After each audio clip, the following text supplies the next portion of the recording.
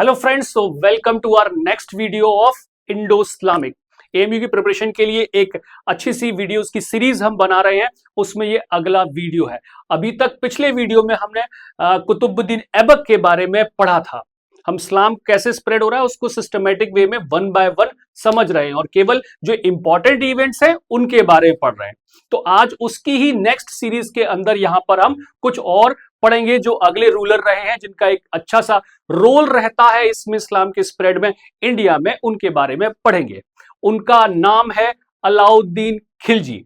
जैसा कि हमने पिछले वीडियो में बताया था कि किस तरीके से अलग अलग जो दिल्ली सल्तनत की जो रियासतें थी, जैसे कि खिलजी डायनेस्टी है, उसके पहले स्लेव डायनेस्टी है, लोधी है, ये जो सारी थी, इसमें जो सबसे छोटी जो डायनेस्टी चलती है वो खिलजी डायनेस्टी चलती है। और इसके अंदर जो कि स्लेव डायनेस्टी के बाद में आती है, पिछली उसमें हमने वीडियो में स्लेव डायनेस्टी के बारे में देखा था।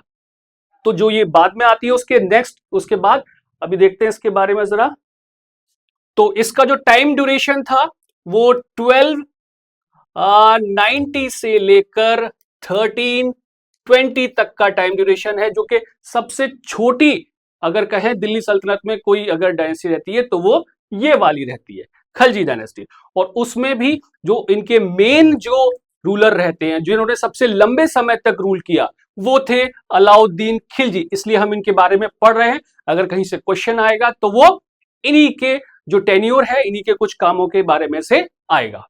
तो जो इनका टाइम पीरियड रहता है वो रहता है 1296 से लेकर 1296 से लेकर 1316 तक का। तो इस ड्यूरेशन तक अलाउद्दीन खिलजी ने जो है रूल किया था।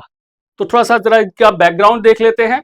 देखिए, इससे पहले, इनसे पहले जो रूल करते थे वो इनके असल में चाचा थे, जलालुद्दीन फिरोज खिलजी जो उनका नाम था। तो वहां से खिलजी डायनेस्टी शुरू होती है 1290 से। तो वो अलाउद्दीन खिलजी के चाचा हैं और जो इनके चाचा हैं उन्हीं की बेटी इनकी पत्नी भी है, इनकी वाइफ भी है, जिनका नाम था मलिकाए जहां। तो वो इनकी पत्नी है और अलाउद्दीन खिलजी उनको मिलिट्री कैंपेनिंग में उनके साथ भी जाते हैं। यानी कि जो फिरोज शाह खिलजी हैं, अलाउद्दीन खिलजी उनको मिलिट्री कैंपेनिंग में हेल्प कर रहे हैं। तो एक बार इंडिया में ही, जो सेंट्रल इंडिया में एक जगह है जहां जिसको बोलते हैं देवगिरी, तो देवगिरी का एक कैंपेनिंग होता है, मिलिट्री कैंपेनिंग हो रहा है, वो अलाउद्दीन खिलजी करने जाते हैं। तो वहां से लूट का कुछ माल मिलता है, माल यानी कि जैसे कि कुछ भी वहां से लूट की जो भी चीजें मिलती हैं उसको लेकर वो आए हैं, और जो उसका पार्ट उनको जलालुद्दीन खिलजी को देना चाहिए वो उन्होंने उनको नहीं दिया और काफी उसका हिस्सा अपने पास रोक लिया। जब जलालुद्दीन खिलजी को इस बात के बारे में पता चलता है तो वो इनको बुलाते हैं, इनको भी पता लगता है कि अब बात जो है खुलने वाली है। तो उस वहां पर एक छोटी सी कॉन्स्पिरेसी होती है। दो सोल्जर्स की हेल्प से अलाउद्दीन खिलजी अपने ही चाचा को मार देते हैं और खुद वहां पर सुल्तान बन जाते हैं ईयर 1296 में। तो यहां से अलाउद्दीन खिलजी का रूल शुरू होता है। वैसे तो इनको कुछ चीजों के लिए महान भी बोला गया, क्योंकि इनकी मिलिट्री कैंपेन बहुत ज्यादा स्ट्रांग थी, लेकिन उसी के साथ में कुछ जगहों पर इनकी बदनामी भी होती है, कुछ इनकी पॉलिसीज वगैरह से रिलेटेड। आगे देखते हैं इनके बारे में। तो इनके कुछ प्लान्स हैं। इनिशियल फेज हमने डिस्कस कर लिया है, कैसे ये सुल्तान बनते हैं। इनके कुछ प्लान्स हैं। तो इनके 3 तरह के प्लान्स जो है हमें जानकारी में आते हैं। तो पहला जो प्लान है, इनकी जो सोच थी उस हिसाब से ये जो है वर्ल्ड विक्ट्री करना चाहते थे, पूरी दुनिया पर कब्जा करना चाहते थे या उसको जीतना चाहते थे। तो उसके लिए इन्होंने जो है एक अपने लिए उपाधि ली थी, जो थी सिकंदर आजम।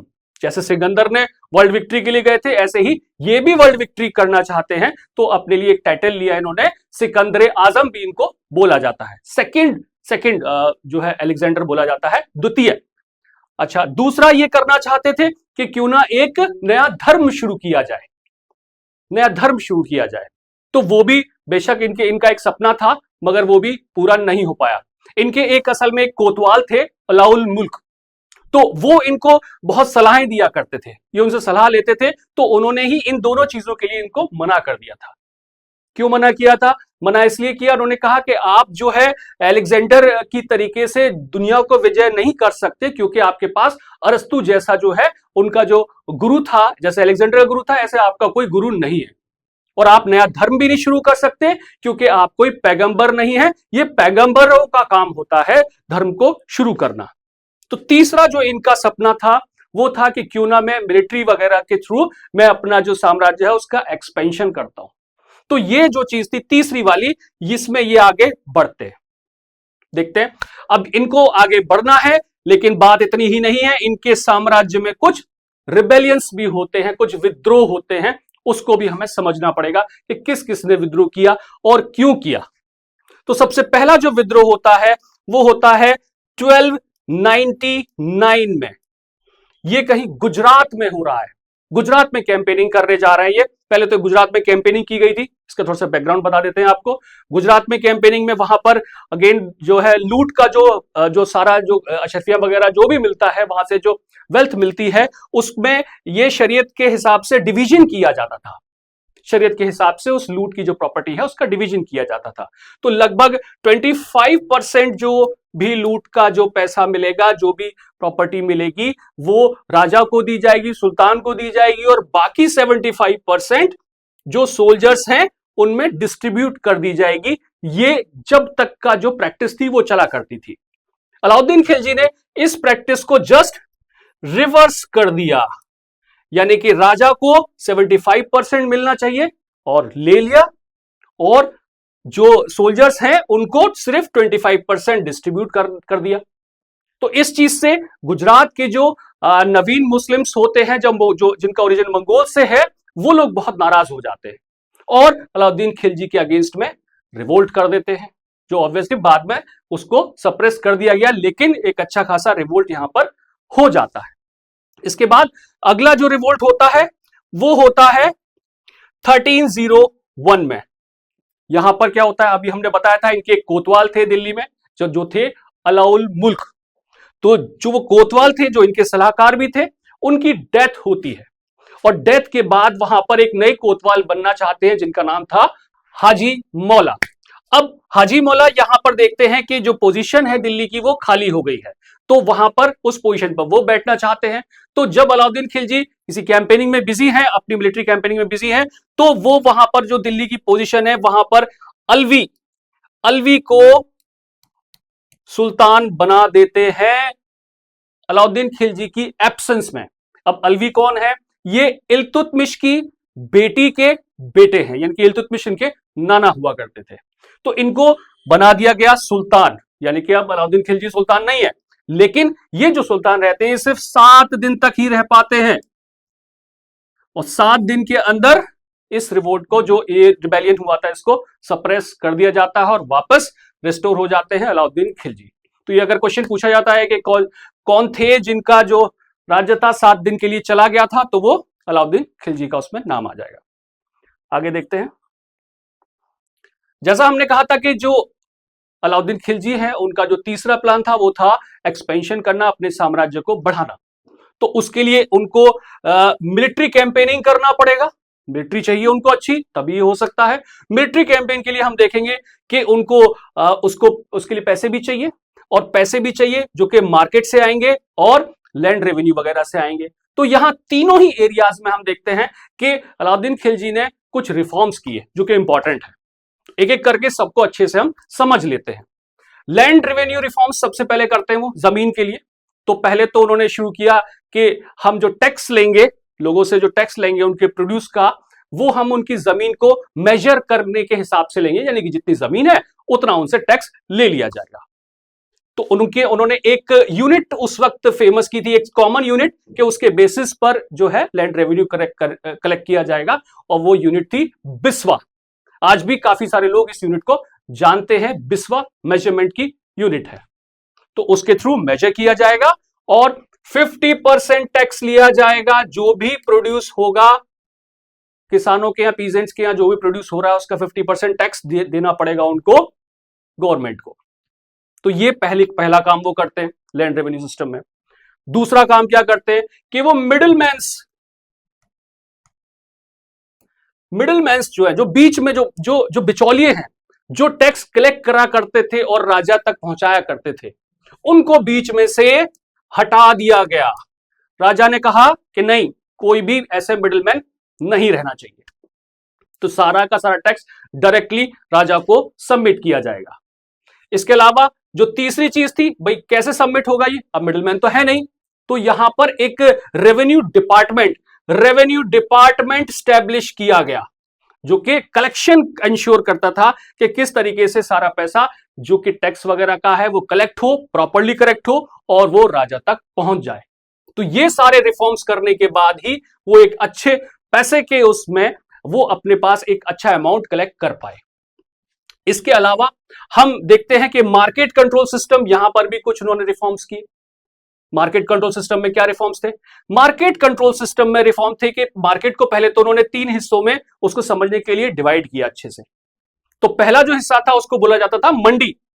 आज भी हम इस नाम को समझ सकते हैं, सुनते हैं कई जगह पे मंडी। ये जो मार्केट था ये अनाज से रिलेटेड था, जहां पर के गेहूं चावल इस तरीके से जो अनाज है वो बिका करते थे। तो मंडी के लिए कुछ लॉस बनाए गए। मंडी के लिए क्या लॉस बनाए गए कि वहां पर जो चीजें हैं वो उनकी आपूर्ति पूरी होनी चाहिए, यानी कि किसी भी चीज की शॉर्टेज ना हो। शॉर्टेज होगी तो उसका प्राइस राइज करेगा, और वो चाहते थे कि प्राइस एकदम फिक्स रहे सबके लिए। तभी वो अगर कम सैलरी भी प्रोवाइड करेंगे अपनी मिलिट्री को तो वो एब्जॉर्ब हो जाएगी, वरना प्रॉब्लम आ जाएगी। तो फिर यहां पर मंडी का कंट्रोल उन्होंने अपने पास लिया कि जमाखोरी और जो प्राइस राइज है वो प्राइस को फिक्स करिए और उसी प्राइस पर सेल करिए। दूसरा जो था ये कपड़ों वगैरह को लेकर मार्केट हुआ करता था, तो उसमें भी यही काम किया।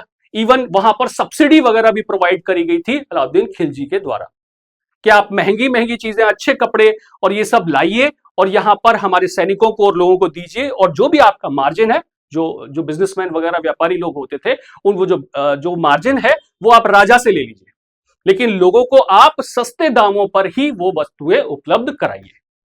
तो ये भी एक अच्छी चीज थी जो मार्केट कंट्रोल के सिस्टम में उन्होंने अप्लाई कराई। जो तीसरे तरीके का मार्केट था वो था लिविंग बींग्स का। लिविंग बींग्स में कौन आते हैं? उसमें आते हैं मवेशी लोग। मवेशियों में गाय, भैंस और घोड़े या फिर जो है गुलाम, ये सारे जो है यहाँ पे मतलब कि लिविंग बींग्स का जो पूरा मार्केट यहाँ पे हुआ करता था।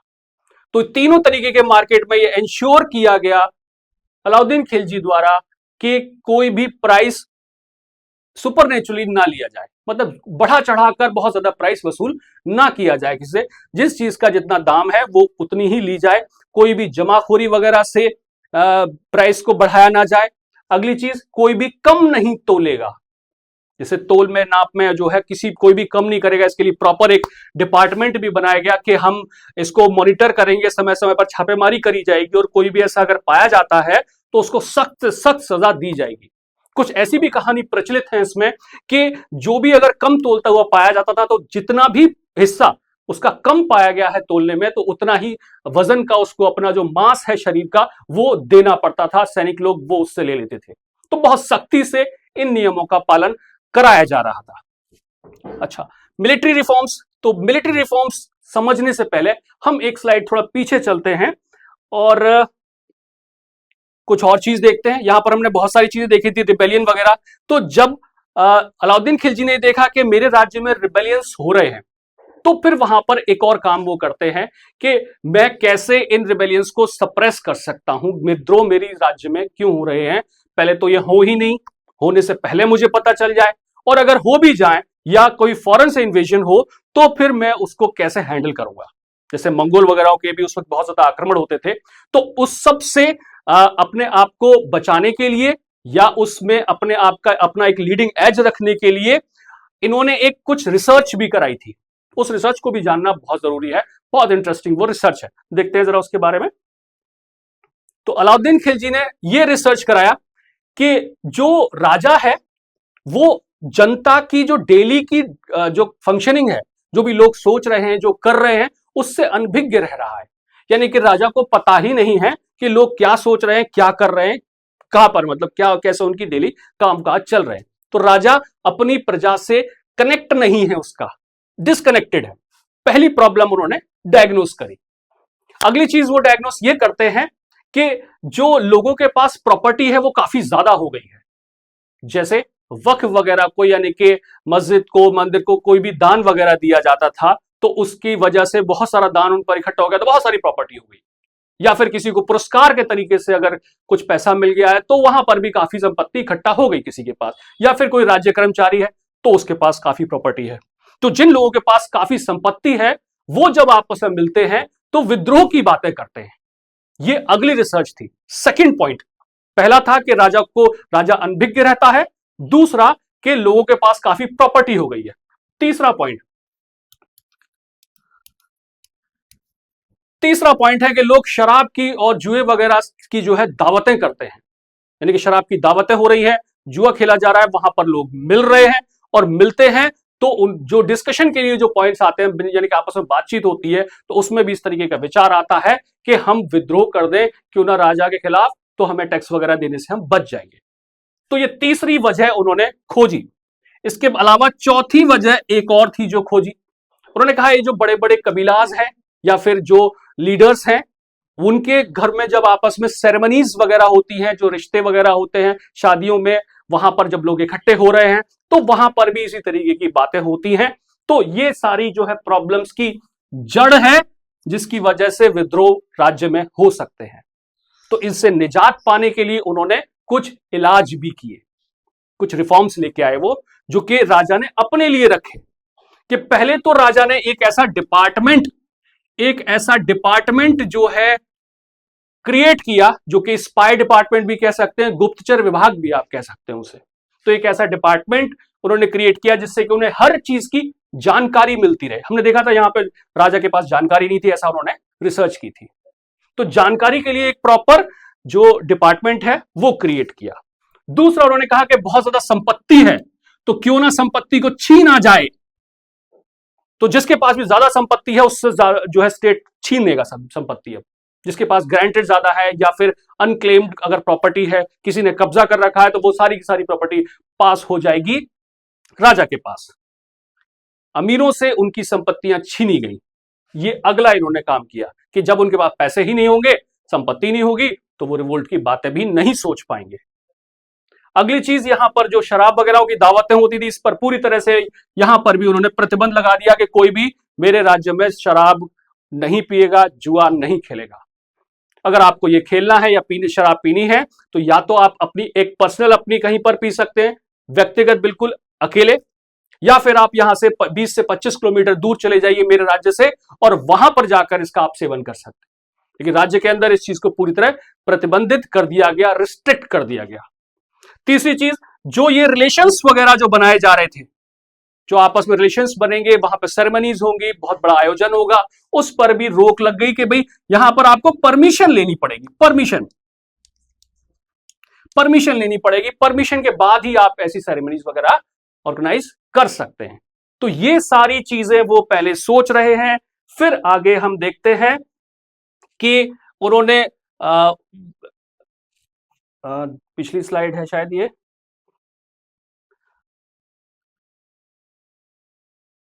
जी यहीं पर है ये। तो लैंड रिफॉर्म्स करते हैं, land revenue reforms, market control system यहां पर लाया गया। इसके बाद उन्होंने एक और काम किया कि फिर अगर रिवोल्ट हो ही जाए या बाहर से कोई आक्रमण हो तो फिर मेरे पास क्या है, मैं क्यों हारता हूं, या कोई भी क्यों हारता है, तो क्यों ना उसमें भी मुझे कुछ काम करना चाहिए। तो उन्होंने मिलिट्री रिफॉर्म्स भी किए। मिलिट्री रिफॉर्म्स में क्या क्या किया इसको समझते हैं। देखिए, यहां से पहले, अलाउद्दीन खिलजी से पहले एक सिस्टम चला करता था जिसको कहते हैं इक्ता सिस्टम, इक्ता व्यवस्था।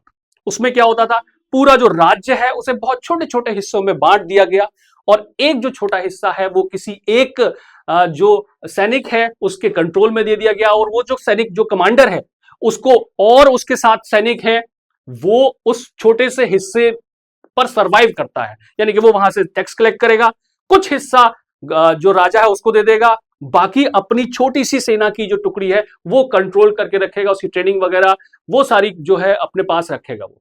यानी इक्तदार है, एक व्यक्ति को इक्तदार है, यानी कि वो एक मिलिट्री कमांडर है, और मिलिट्री कमांडर यानी कि एक छोटी टुकड़ी का मालिक है। तो जितना बड़ा इक्ता है किसी के पास, उतनी ही बड़ी जो सैनिकों की टुकड़ी है वो उसके कंट्रोल में, उसके अंडर में आती है। इस तरीके से इकता सिस्टम चलता था और उनको लैंड ग्रांट्स दे दी जाती थी। तो लैंड से जो रेवेन्यू कलेक्ट करना है वो भी उन्हीं को करना है। तो अपने जितने सोल्जर्स हैं उनको उनकी सैलरी वगैरह वो खुद ही मैनेज करनी है, राजा को कोई सैलरी वगैरह नहीं देनी। तो उससे प्रॉब्लम क्या आ रही थी, जो अलाउद्दीन खिलजी ने इसको रिसर्च के बाद देखा कि जो इकता जिनके पास है, तो जो उनके सैनिक हैं उनकी जो लॉयल्टी है वो इकते उनके जो कमांडर है उनके प्रति होती है, राजा के प्रति इतनी लॉयल्टी होती नहीं है।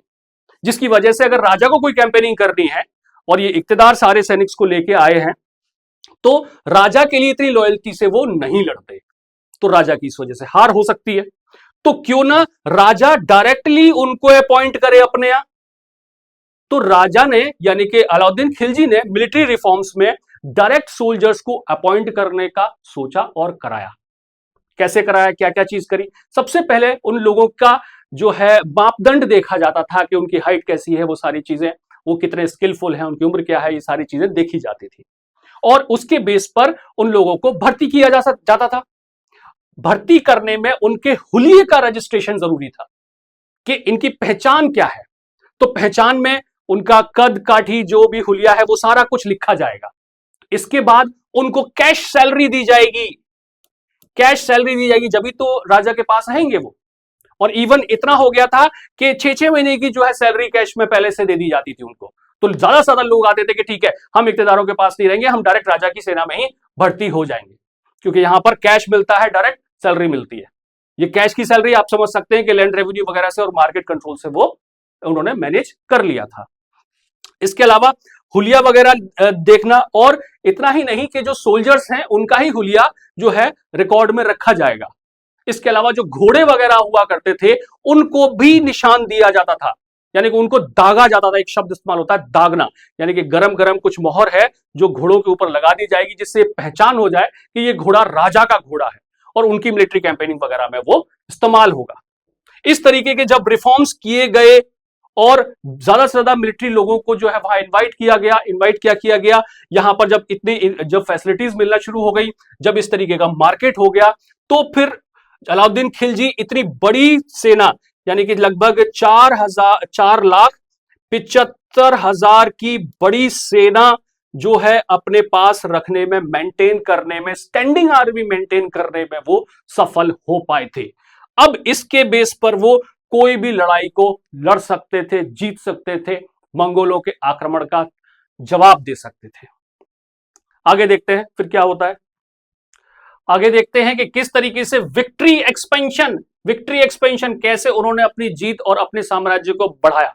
इसको समझने से पहले हम इनकी विक्ट्री एक्सपेंशन को दो हिस्सों में डिवाइड कर देते हैं। एक था इनका नॉर्थ में जो एक्सपेंशन हुआ, यानी कि भारत के उत्तरी हिस्से में, जो कि अगर हम नक्शा थोड़ा सा बना लें, इस तरीके से हम भारत को देखें तो इस राज्य में यहां तक ये जो इनका एक्सपेंशन था ये नॉर्थ एक्सपेंशन कहलाया। ये जो एक्सपेंशन था ये ज्यादातर इसलिए किया गया था ताकि जो इनका साम्राज्य है वो बड़ा हो सके। इसके अलावा इन्होंने एक्सपेंशन यहां भी किया था, नीचे तक आए थे वो लड़ने और कब्जा करने, कब्जा नहीं कहना चाहिए, वहां से केवल रेवेन्यू कलेक्शन के लिए वो आए थे।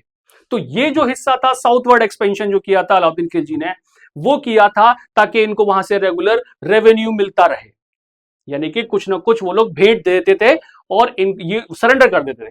जब ये एक्सपेंशन करने यहां आते थे तो ये इनको कुछ भेंट देते थे और सरेंडर कर देते थे कि ठीक है हर साल हम इतना पैसा हम आपको कर के रूप में पहुंचाते रहेंगे, आप हमारे ऊपर अपना रूल मतलब मत करिए। तो इस तरीके से दो हिस्सों में हम बांट सकते हैं कि यहां पर तो साम्राज्य का एक्सपेंशन हो रहा है और यहां पर केवल जो टैक्स है या फिर पैसे लेने के लिए ही हो रहा है। तो देखते हैं किस तरीके से हुआ था ये। तो नॉर्थ में हम देखते हैं पहला जो कैंपेनिंग हो रहा है वो गुजरात में हो रहा है 97-98। इसकी बारे में हमने बात पिछली स्लाइड में भी की थी कि यहां पर जो नवीन मुस्लिम्स थे, जो मंगोल जिनका ओरिजिन था, वो उन्होंने विद्रोह किया था, तो वहां पर उसको जो है सप्रेस कर दिया गया था।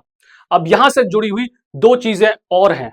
सोमनाथ मंदिर, उसको दूसरी बार यहां पर लूटा गया था। उससे पहले कहीं जो गजनवी थे उन्होंने लूटा था पहली बार, दूसरी बार यहां पर इन्होंने लूटा है। इसके अलावा एक और शख्स का नाम आता है मलिक काफूर। मलिक काफूर का नाम आता है। ये भी मिलते हैं यहां पे। तो इनको 1000 दिनार में खरीदा गया। मलिक काफूर को 1000 दिनार में खरीदा गया और अलाउद्दीन खिलजी को दे दिया गया। मलिक काफूर बहुत अच्छे मिलिट्री कमांडर थे, जिन्होंने आगे जाकर अलाउद्दीन खिलजी की जो मिलिट्री कैंपेनिंग है उसको लीड किया। अगर हम ये कहें कि साउथवर्ड कैंपेनिंग में मलिक काफूर का बहुत बड़ा रोल था तो ये गलत नहीं होगा। अभी आगे इनका देखेंगे किस तरीके से इन्होंने अपना रोल प्ले किया था, मंगोलों के साथ भी लड़ने में रोल प्ले किया था। लेकिन इनको बस हमें जो चीज ध्यान रखनी है वो है, इनको बोलते हैं 1000 दिनारी, क्योंकि 1000 दिनार में इनको खरीदा गया था। और ये कहां मिले थे इनको? ये गुजरात में मिले थे, जब यहां पर विद्रोह को सप्रेस करने गए थे अलाउद्दीन खिलजी। आगे देखते हैं। इसके बाद जो अगला कैंपेनिंग होता है वो होता है रणथंबोर में 1301 में। यहां पर जो राजा थे वो थे हमीर देव। तो सबसे पहले अलाउद्दीन खिलजी अपने मिलिट्री कमांडर को भेजते हैं ये इस कैंपेनिंग में, जो कि हार जाते हैं, मारे जाते हैं। उसके बाद मतलब उसमें हमीर देव जीत जाते हैं। फिर उसको लीड करने के लिए अलाउद्दीन खिलजी खुद आते हैं और हमीर देव को हरा देते हैं, मार देते हैं, इसमें ये मारे जाते हैं। और फिर वहीं पर हम देखते हैं रणथंबोर में ही सबसे पहले जौहर परफॉर्म किया गया। अब जौहर क्या है ये हमें जानना यहां जरूरी है। जौहर में जो वुमेन्स थी, असल में जो हारता है वहां पर उनकी वुमेन्स पर कब्जा हो जाता है, जो जीतते हैं उनका। तो क्योंकि वहां पर जो औरतें थी वो अपने आप को सरेंडर नहीं करना चाहती थी, इसलिए उन्होंने अपने आप को आग के हवाले कर लिया। तो उसको बोला गया जौहर परफॉर्म करना या जौहर करना। तो वहां पर जो है औरतों ने जौहर किया था सबसे पहले। इसके बाद हम देखते हैं अगला जो कैंपेनिंग हो रहा है वो है चित्तौड़ में। यहां पर जो राजा थे वो थे रतन सिंह। यहां पर राजा थे रतन सिंह। अब इस कैंपेनिंग में अलाउद्दीन खिलजी के साथ जो है अमीर खुसरो भी जाते हैं, और उन्होंने ये कहा था कि जो चित्तौड़ का जो वो पूरा उन्होंने किला महल जो देखा, उसके बाद उसको देखकर कहा कि अगर कोई स्वर्ग है, हिंदुओं का जो स्वर्ग है वो 7वें आसमान से भी ऊपर है। यानी कि बहुत बड़ा, बहुत ऊंचा और बहुत भव्यता का उन्होंने उसमें जो है वर्णन किया था अमीर खुसरो ने। इसके अलावा चित्तौड़ से रिलेटेड एक इंफॉर्मेशन और भी है कि एक बुक है पद्मावत, इसके बारे में आपने मूवीज वगैरह में देखा होगा, जिसको लिखा है मलिक मोहम्मद जैसी ने। तो उसमें भी इस इंसिडेंस का पूरा मेंशन है। और यहां पर भी रतन सिंह जो है हार जाते हैं और अलाउद्दीन खिलजी जीत जाते हैं। इसके बाद ये तो थे हमारे नॉर्थ की कैंपेनिंग। अब कुछ हम देख लेते हैं साउथ की कैंपेनिंग में क्या होता है। साउथ के कैंपेनिंग में जो सबसे मेन कैंपेनिंग है, 2 मेन कैंपेनिंग हम उसके बारे में बात कर रहे हैं, वैसे तो बहुत सारी डिटेल है। तो पहला जो कैंपेनिंग हो रहा है वो 1305 में हो रहा है। यहां पर रामचंद्र देव राजा हैं जो कि इसमें मलिक काफूर को फेस करेंगे। यानी मलिक काफूर के बारे में हमने बताया था, इनको जो गुजरात में खरीदा गया था। तो ये मिलिट्री कैंपेन यानी ये मिलिट्री एक्सपेंशन कोई यहां पर है देवगिरी, यहां पर वो करने गए हैं और रामचंद्र जो है उनके साथ ये लड़ते हैं। रामचंद्र हार जाते हैं। रामचंद्र को जो है बंदी बना लिया जाता है और लाया जाता है दिल्ली में। मगर अलाउद्दीन खिलजी इसमें कुछ और लंबी प्लानिंग कर रहे होते हैं और उनको जो जितना भी वो हारते हैं वो सारा उनको वापस कर देते हैं। इसके अलावा 1 लाख सोने की जो मुद्राएं हैं वो भी दी जाती हैं राजा रामचंद्र को, और उनका जो पूरा राज्य है वो वापस कर दिया जाता है कि ठीक है आप जाइए और रूल कर लीजिए। असल में अलाउद्दीन खिलजी यहां पर देख रहे थे कि उनकी एक मिलिट्री जो है यहां पर रुकी रहे, यहां पर उसकी एक टुकड़ी बनी रहे, ताकि जो साउथ में अगर कहीं कोई डिस्टर्बेंस होती है उसको यहां से डायरेक्टली कंट्रोल किया जा सके। तो वो इस जगह को एक सेकंड एक मिलिट्री सेंटर की तरीके से यूज करना चाहते थे, इसलिए उन्होंने रामचंद्र जो राजा थे उनको छोड़ दिया था और एक उपाधि दी थी राय राया की। तो राय राया की जो उपाधि है वो रामचंद्र जो राजा है उनको दी जाती है। अगला जो मिलिट्री कैंपेन हम देखते हैं जो इंपॉर्टेंट है वो है 1311 का। अच्छा ये क्या हुआ था ये हम देखते हैं कि उस वक्त जो है चोलास पांड्यास, ये हमने पिछले वीडियो में बताया कि साउथ में जो है चोलास और पांड्यास का रूल था। तो पांड्या जो एम्पायर था या जो रूल था वो यहां पर कहीं इंडिया में नीचे की तरफ था। तो वहां पर वीर पांड्या और सुंदर पांड्या 2 लोगों के बीच में एक सत्ता का संघर्ष चल रहा होता है कि कौन सत्ता पर काबिज होगा। तो जो सुंदर पांड्या है वो इनवाइट करते हैं अलाउद्दीन खिलजी को कि यहां पर आओ और यहां पर आप अपनी मिलिट्री कैंपेनिंग करो। असल में वो वीर पांड्या को हराना चाहते थे, वो जो खुद नहीं हरा पा रहे थे। ये कुछ इस तरीके से भी इंपॉर्टेंट है। मलिक काफूर जाते हैं और उस कैंपेनिंग को करते हैं, जो पांड्या जो डायनेस्टी है नीचे उस पर अटैक करते हैं, लेकिन वीर पांड्या उनको नहीं मिलते।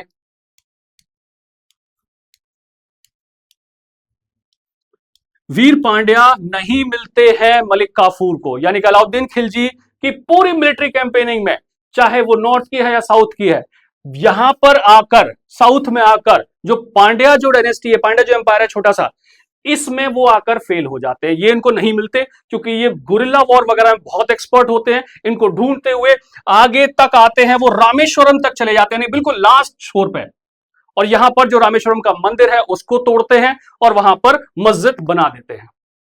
लेकिन फिर भी उनको वीर पांड्या नहीं मिलते। तो अगर यह कहा जाए कि अलाउद्दीन खिलजी के राज्य में कौन सी जगह ऐसी थी, कौन सा राज्य ऐसा था जो कि अजय रहा, उनसे जीता नहीं गया, तो उसमें ये पांड्या जो है एम्पायर आएगा, पांड्या डायनेस्टी आएगी। ठीक है, तो आई थिंक आप इतना तो समझ गए होंगे कि किस तरीके से अलाउद्दीन खिलजी ने अपना पूरा रूल किया। अच्छा, इसके बाद हम देख रहे हैं कि कुछ मंगोल्स का भी आक्रमण हुआ है। 6 बार मंगोल्स ने आक्रमण किया उसी वक्त जबकि अलाउद्दीन खिलजी थे, बहुत टफ टाइम दिया। लेकिन अलाउद्दीन खिलजी ने भी, जैसा हमने देखा था कि मिलिट्री रिफॉर्म्स किए और बहुत सारी स्टैंडिंग आर्मी अपनी खड़ी कर ली थी, तो उन्होंने मंगोल्स को मुंह तोड़ जवाब भी दिया। 6 आक्रमणों में हम ये देखते हैं कि अलाउद्दीन खिलजी ही हावी रहे, सिवाय एक के, थोड़ा सा वहां पर अलाउद्दीन खिलजी को पीछे हटना पड़ा था। जो 2 मेन उनके मिलिट्री कैंपेन है उनके बारे में हम यहां पर देखेंगे। जो एक मिलिट्री कैंपेन है उसमें वो हो रहा है 1299 में, 1299 में एक मिलिट्री कैंपेन होता है। इसमें अलाउद्दीन खिलजी लीड कर रहे हैं और इनके साथ एक बहुत ही फेमस पर्सन है जो मिलिट्री कमांडर है, वो है जफर खान। नाम आपको ध्यान रखना पड़ेगा, जफर खान। इस मिलिट्री कैंपेन में बेशक अलाउद्दीन खिलजी हावी रहते हैं, मंगोल्स पीछे हट जाते हैं, लेकिन जफर खान जो इनके मिलिट्री कमांडर है इंपॉर्टेंट, वो मारे जाते हैं।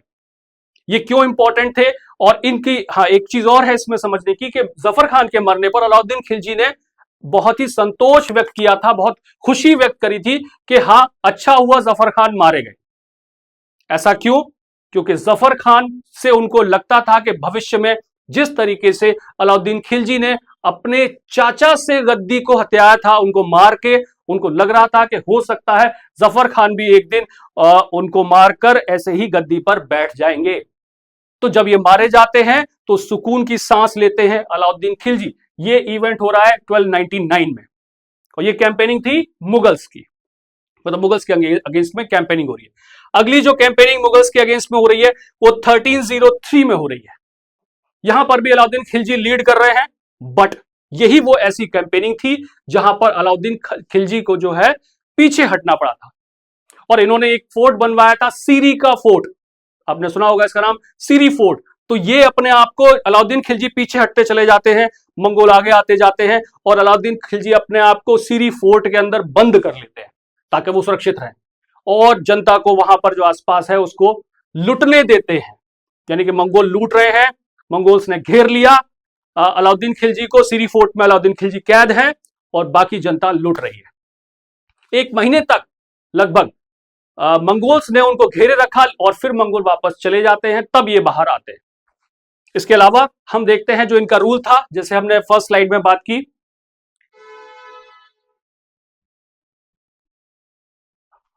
इनका जो रूल चलता है वो 1316 तक चल रहा है, 1316 तक इनका रूल चल रहा है। इनकी डेथ कैसे होती है जरा इसके ऊपर भी देखते हैं। कुछ कहानियां प्रचलित हैं, जैसा कि हमने मलिक काफूर के बारे में बात की, तो मलिक काफूर को भी कहा गया कि हो सकता है मलिक काफूर ने इनको मार दिया। कैसे मार दिया? जहर देकर मार दिया। लंबे समय तक थोड़ा थोड़ा वो इनको जहर दे रहे थे। एक कहानी है ये। एक कहानी ये भी है कि इनकी तबीयत अलाउद्दीन खिलजी की आखिरी समय पर खराब हो गई थी, तो इसके बाद इन्होंने अपने आप को एक कमरे में बंद कर लिया।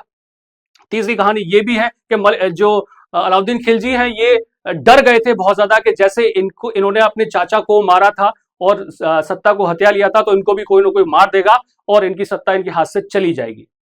तो इन्होंने अपने आप को कमरे में बंद कर लिया और उसके बाद मलिक काफूर इनसे मिलने जाते हैं और एंड में उनकी जो 3 दिन बाद जो इनकी डेड बॉडी है उसको हाथ में लेकर बाहर आते हैं अलाउद्दीन खिलजी की। तो ऐसे कुछ कहानियां इस तरीके से प्रचलित हैं। इनके मरने के बाद इनके जो छोटा बेटा होता है उसको मलिक काफूर जो है राजा बना देते हैं और एक कस्टोडियन की तरह रूल करना शुरू कर देते हैं। उसके बाद हम देखते हैं कि इनका जो दूसरा बेटा है वो मलिक काफूर को फिर मार देता है और कहानी इस तरीके से आगे चलती रहती है। तो ये कुछ इसके इंपॉर्टेंट फैक्ट्स थे अलाउद्दीन खिलजी के बारे में। अगले वीडियो में हम एक और इंपॉर्टेंट जो राजा हैं उनके बारे में पढ़ेंगे। जब तक पढ़ते रहिए, मेहनत करते रहिए। Thank you very much.